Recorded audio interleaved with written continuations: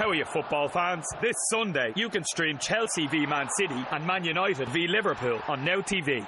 That's a rivalry like no other, and a Carabao Cup final for a one-off payment of just €10. To grab a Now TV Sky Sports Day Pass and only pay for the games that matter to you, search Now TV today. Content streamed via internet. Full terms at nowtv.com. Blog Talk Radio.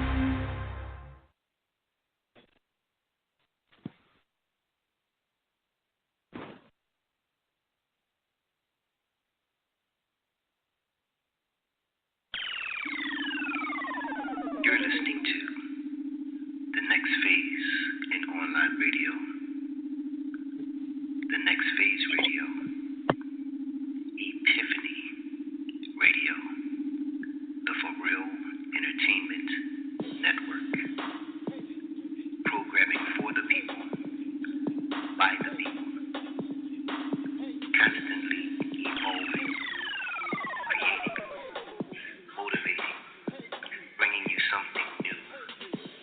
Tonight, we welcome you to Revolution.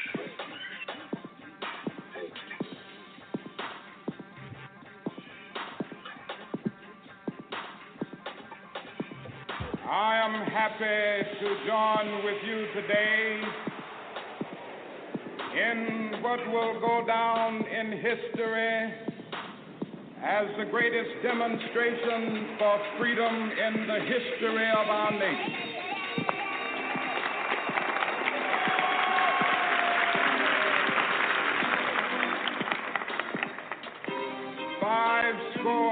Years ago, a great American in whose symbolic shadow we stand today signed the Emancipation Proclamation. This momentous decree came as a great beacon light of hope to millions of Negro slaves who had been seared in the flames of withering injustice. It came as a joyous daybreak to end the long night of their captivity. But 100 years later,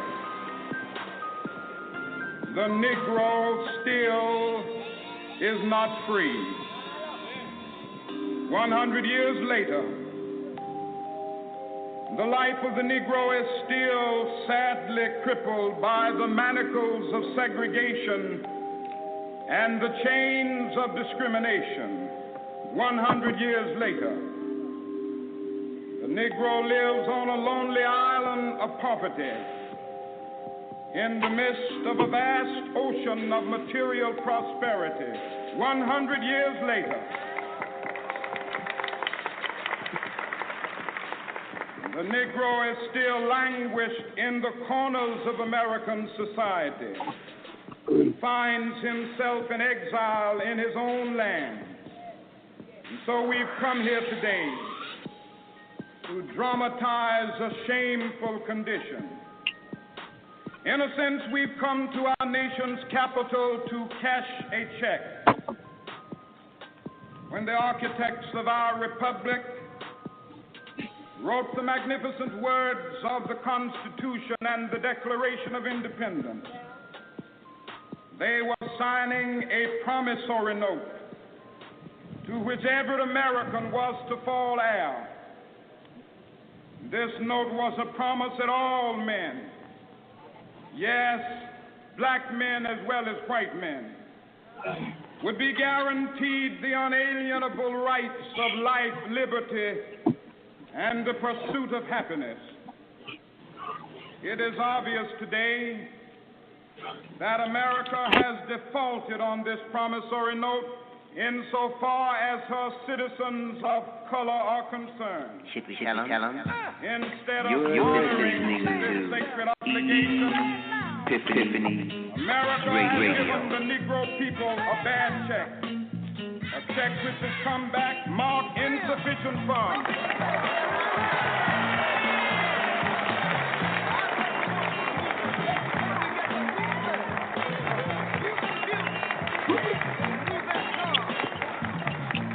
But we refuse to believe that the Bank of Justice is bankrupt.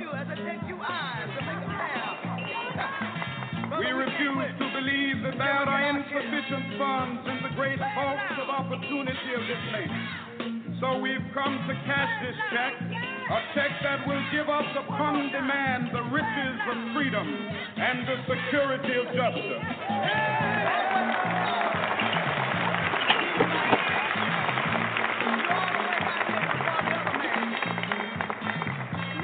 We have also come to this hallowed spot to remind America of the fierce urgency of now. This is no time to engage in the luxury of cooling off or to take the tranquilizing drug of gradualism.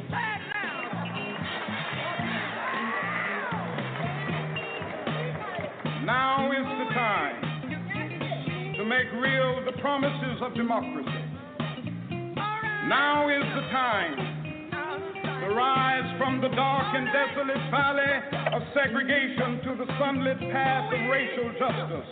Now is the time to lift our nation from the quicksands of racial injustice to the solid rock of brotherhood. Now is the time to make justice a reality for all of God's children. It would be fatal for the nation to overlook the urgency of the moment. This sweltering summit of the Negro's legitimate discontent will not pass until that is an invigorating autumn of freedom and equality. 1963 is not an end, but a beginning. Those who hope that the Negro needed to blow off steam and will now be content will have a rude awakening if the nation returns to business as usual.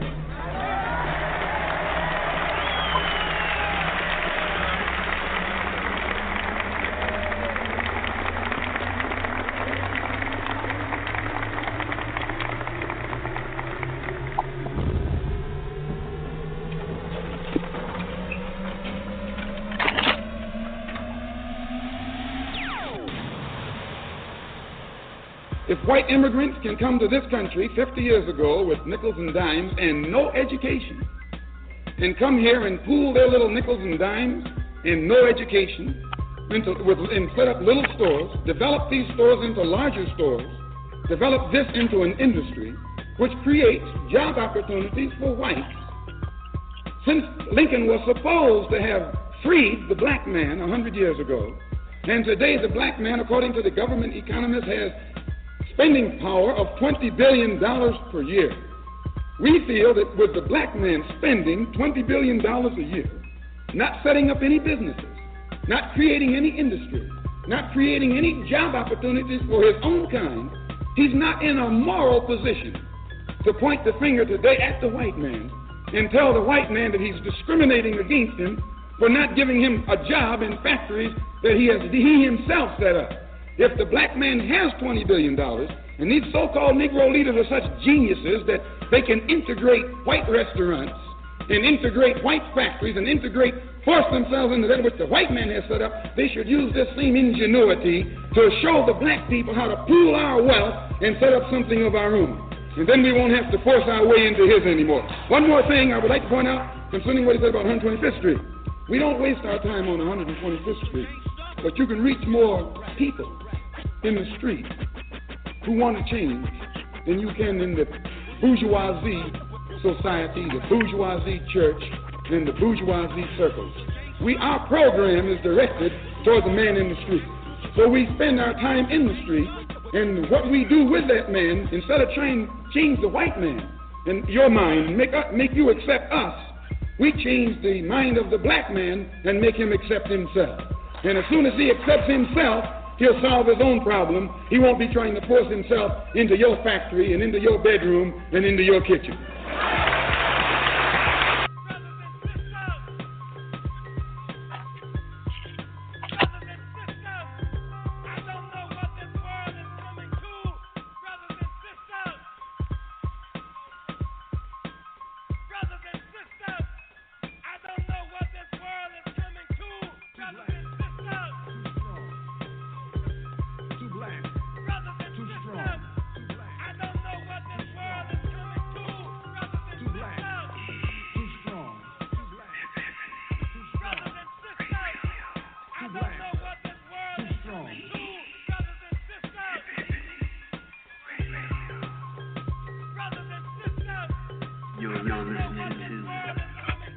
next phase in online radio. The next phase radio. Epiphany Radio. Welcome to the revolution. Welcome to the revolution.